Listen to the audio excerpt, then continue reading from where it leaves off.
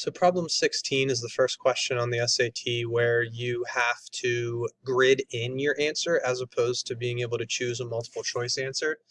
And in this particular problem, they tell us that t is greater than 0 and that t squared minus 4 is equal to 0. What's the value of t?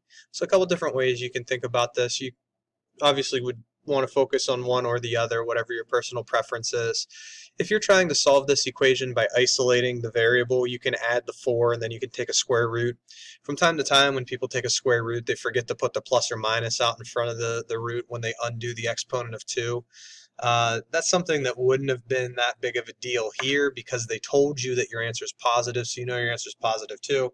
If you would have rather solved by factoring, t squared minus 4 is a difference of squares, and so you get the same two solutions. Either way, your overall solution to the problem is just t is equal to 2, and you would just grid in a value of 2.